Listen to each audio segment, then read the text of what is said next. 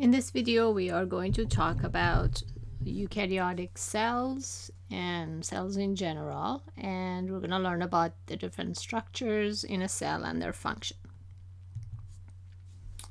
If you take a look at your own body, you will see that there are different parts of your body that do different things. So your brain is for thinking, let's say heart beats, your muscles contract. The function of each of these parts of your body really depends on those individual cells from which these organs are made of. So basically, everything that happens in living organisms happens because something happens at a level of a single cell. So if we wanted to understand life and we really want to understand how all of these parts of our bodies work, we really need to understand how a cell works. Now, before we talk about the different parts of a cell, let's talk about the cell theory. And again, this is not the everyday meaning of the word theory. This is a scientific theory. The cell theory describes general rules about cells that have been devised based on years and years and years of observation. So they're backed by a large body of evidence for which we really have not found an exception. And the cell theory makes some general statements about cells. So this is just an image of cells in different organisms. The first one is nasal sinus cells. These are plant cells. These are cells in onions. So these are plants, and these are individual bacterial cells. So what general statement we can make about all cells?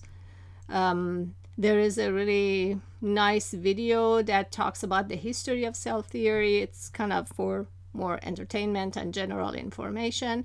If you like, you can view the slides. The link behind this image in the slides to which you have access to, there's a link to the video if you wanted to watch it. Okay, so what does the cell theory says? What are the components of the cell theory? Well, there are three parts. One is that all organisms are composed of one or more cells. So there is really no living organism you can find on Earth which is not made of at least one cell. Two, all cells come from pre-existing cells. So this means that cells just don't pop out and appear all of a sudden out of vacuum. Whenever you see a cell, there was a cell before that gave rise to it. Three, cells are the basic units of life. So then cells are the most simple basic unit of life that we can describe. If you take all the complex organisms and break them down, what you find at the end is a single cell. If you break a cell down into any smaller units, tear it apart into different components, then you don't have a cell anymore, and there is no life as defined by biology. So you need to know all these components of the cell theory. Okay, so this is a scale showing the size of various cells with respect to multicellular organisms on one end, and then atoms or molecules on the other end. Now you can see that the size of the cell carries within a range. So we go from the smallest cell, which is bacteria, all the way to frog egg, which is the largest individual cell there is. Now, what is important in here is that there is a limit to the size of a cell. It cannot get any smaller, but it also cannot get any bigger. This is the effective range for a cell size where a cell can function. So why is there a limit to cell size? For example, when you think of your liver is made up of a collection of liver cells. Why is it that we can't just have one giant liver cell? Why do we have to have a collection of liver cells attached together to make liver? Which brings us to the concept of surface area to volume ratio.